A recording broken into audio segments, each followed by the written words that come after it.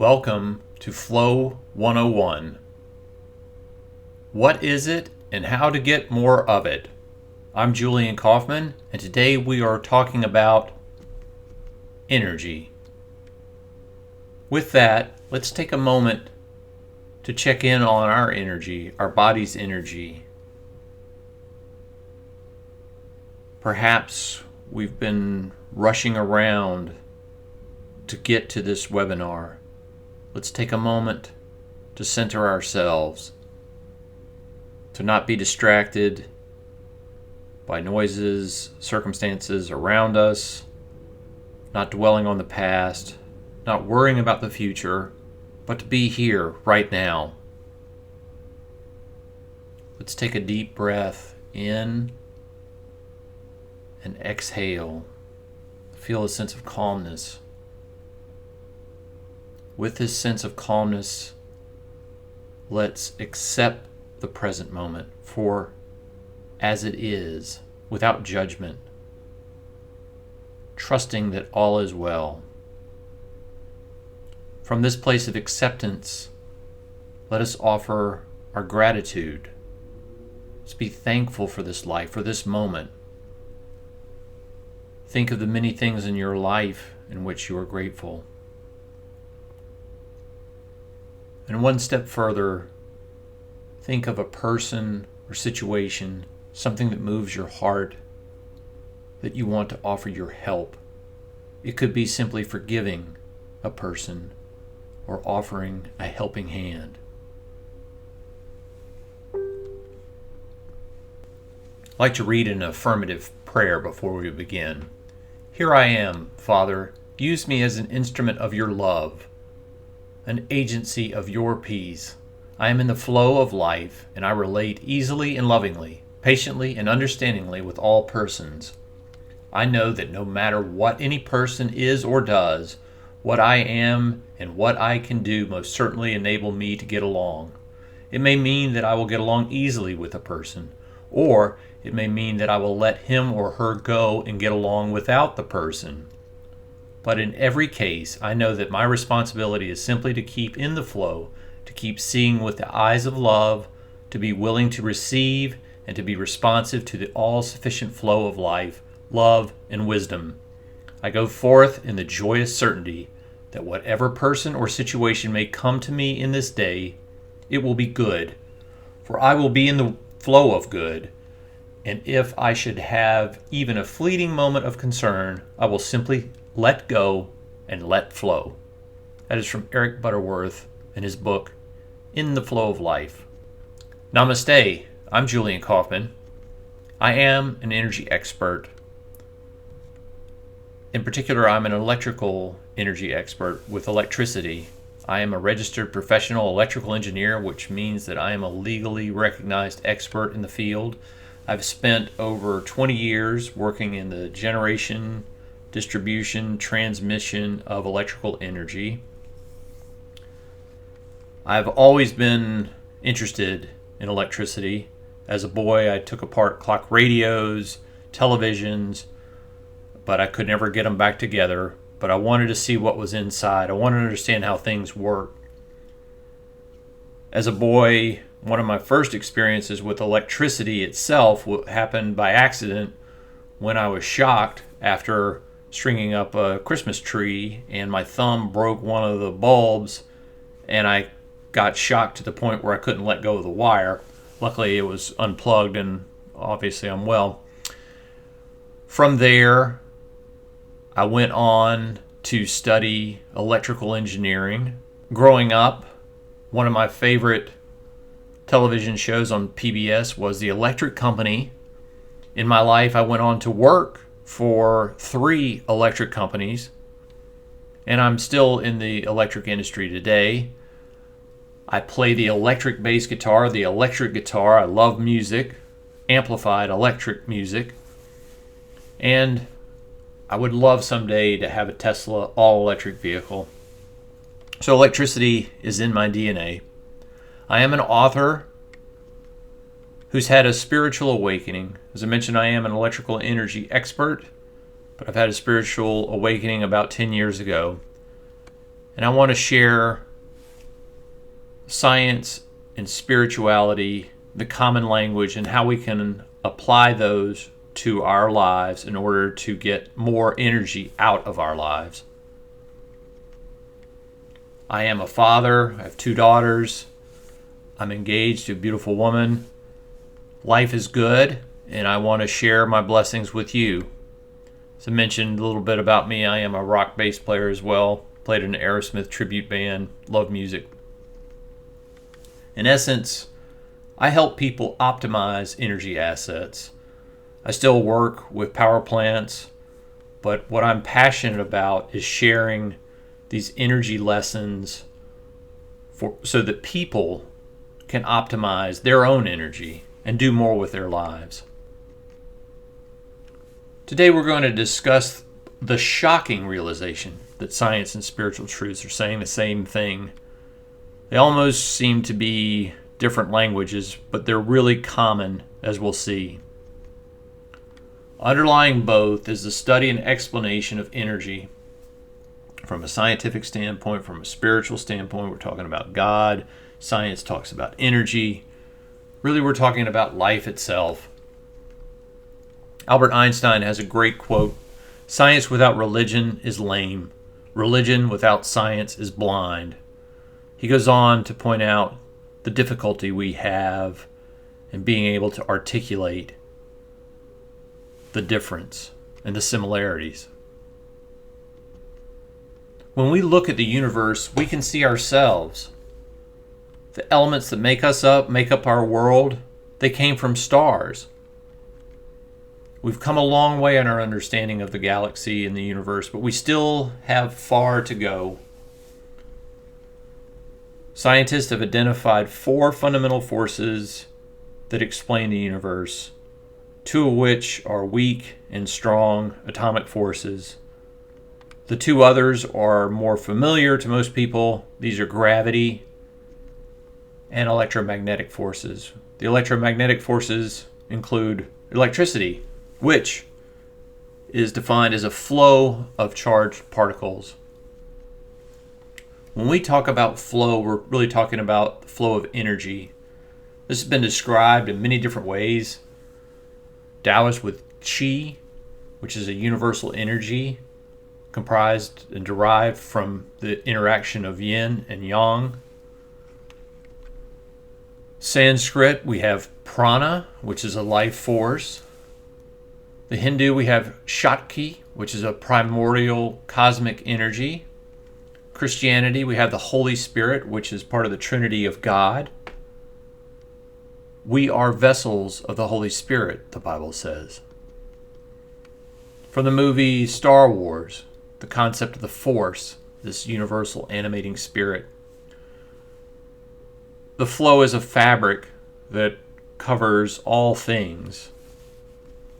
From a scientific standpoint, we can measure the flow of energy through us, through measurements. We can see how our heart beats with a pulse vibrating, our brain waves. Brain emits signals which causes our heart to contract. We can measure electrical impedance or resistance of our skin to determine the body composition. On a spiritual side, some people can see auras around people. Others attune their chakras, which are energy centers of the body, more on a metaphysical level. We talk about streaming flow of energy.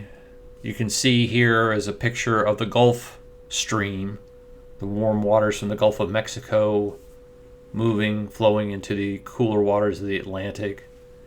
It's a heat map showing temperature differences of the water.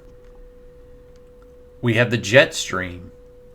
This image from NASA shows the jet stream and the colors, the strengths of the wind, almost looks like a Van Gogh painting. And then we have our stream of consciousness, the thoughts. Our thoughts are energy, and these are going through our brain. Are these empowering thoughts, negative thoughts, wasteful thoughts? How do we measure what do we do with our brain? Has amazing influence on our lives. Key takeaways. Our universe is made up of energy.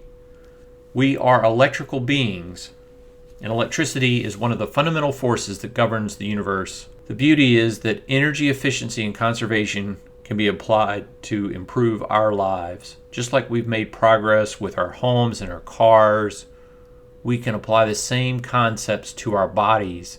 We can be better stewards of the energy that we have, our life, the gifts that we've been given by God. We can do more with what we've been given. My upcoming course, Flow 101, will provide additional details and instructions on just how to do that. Energy crisis, midlife crisis. I just turned 50 this year, so I can understand the midlife crisis part.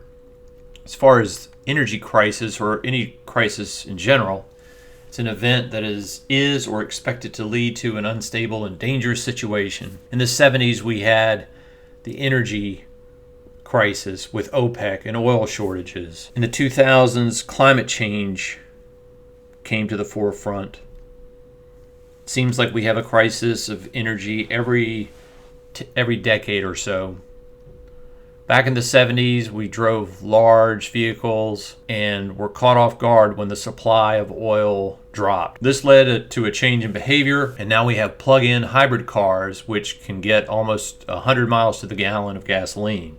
Much more energy efficient, utilizing electric and combustion engines. How we generate electric power has changed. In the United States, coal power was the predominant force generating type. We have replaced that with much more efficient, clean burning, renewable energy like solar, wind, natural gas. These do not emit as much carbon or other pollution, much more energy efficient and environmentally friendly. Energy efficiency can be described through the illustration of two light bulbs. The incandescent light bulb that Thomas Edison perfected back in the 1800s has been around quite some time. This is a very inefficient light bulb by design compared to today's compact fluorescent or light emitting diode LED lights. The incandescent light bulb is inefficient because most of the energy is used heating the filament. In order to produce light, the filament has to reach a temperature of over 4,500 degrees. It takes a lot of electric energy to cause that. You can see this if you have an incandescent light bulb, leave it on for a minute or two. You probably won't be able to touch it. It becomes so hot. Compare that with a compact fluorescent or LED. They burn much cooler, much more energy efficient in terms of utilizing the energy to make light. But what about us? We're the most precious resource. Our lives are the most precious resource. But we're a non-renewable resource. We're given this gift of life, this brief time. And in today's modern world, we have many conveniences and many advancements, but many of these are stressing us. We're in an always interconnected, always on world. Our brains are not designed to multitask. We push ourselves harder and harder. More is expected of us.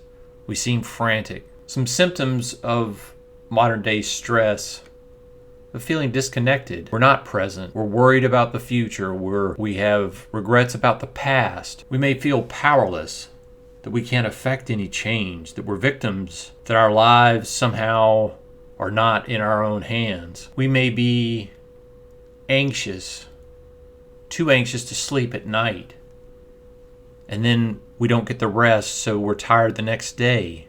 This expression of wired and tired. We down caffeine to make up for lack of sleep. Then perhaps we drink alcohol to relax, and we never get adequate restorative sleep to perform at our best. Our life's work goes on unfulfilled. Energy is the ability to do work. And when I talk about energy, it's really your life's work that I'm talking about here. Your life's purpose. You have latent capabilities and talents, unique gifts, and each of us has a calling and a path, and we can share these gifts and talents with the world if we're on purpose and we utilize our work to the fullest extent possible. The idea of being separate from God is illustrated in the famous painting by Michelangelo, The Creation of Adam. And in it, God's hand and Adam's don't touch. Many people feel that this is symbolic of the difference and distinction between us and God. I know growing up, I felt that. But as we'll see, even though there's not a physical connection, energy flows. You see this with electrical energy. If you pull a light socket receptacle out of the wall from an appliance, you may see an arc. Lightning travels through the sky. You can draw a connection. Even though we can't see it, the energy is still flowing. God, as the source of all there is always available to us. A reminder, let your light so shine before men that they may see your good works and glorify your Father which is in heaven. Matthew 5:6. Let your light so shine. Think about that. We can make it brighter, more efficiently shine. That energetic light. Of course, we're only here for a short period of time. So what do we do with this valuable resource? How are we optimizing the gifts we've been given? Someone once said that the most valuable real estate in the world is a cemetery. And that's because of all the untapped potential of the people that were there who didn't fully express the talents and gifts they've been given. We want to take advantage of what we've been given and use it wisely and effectively. My story of enlightenment is similar to the parable of the prodigal son in the Bible. If you're not familiar with that story, a father has two sons, the youngest of which decides he wants to travel, leave the family farm. He asks his father for his share of the inheritance, and off he sets to see the world. He travels and has a great time, lives in debauchery, pleasing the flesh. His money runs out.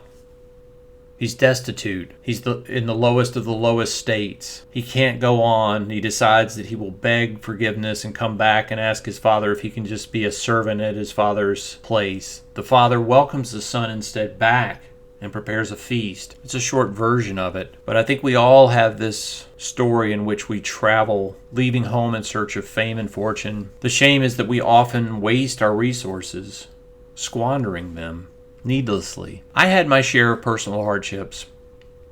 In particular, both of my daughters nearly died of illness. I ended up getting a divorce. I had to change jobs several times. The financial implication of the 2008 crash. All of these were difficult. But through this period, I was able to reconnect with my higher power, God. I studied spiritual texts during this time. I read Eckhart Tolle, I read the Bible, I read the Bhagavad Gita, I read the Tao Te Ching, anything I could get my hands on to help me through the dark night of my soul. Eventually, my own light bulb came on.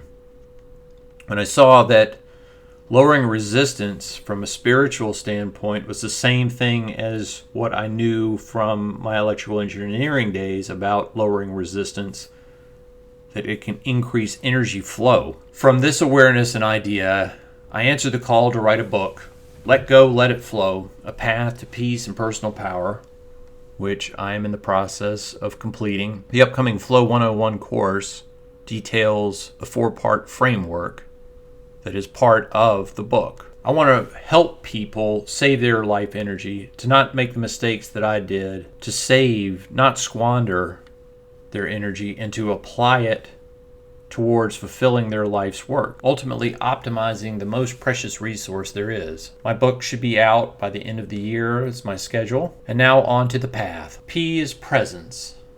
This is to be in the here and now. Acceptance is to allow the moment to be without judgment. Thankfulness, the T for gratitude, expressing thanks. And H is for healing, which includes helping others as well as forgiving others. If we look at a pipe cut sideways so that we could look at it with a valve that would restrict flow, much like a faucet. This is a diaphragm valve that can open and close to regulate the amount of flow within this conductor, be it a pipe or us in this case.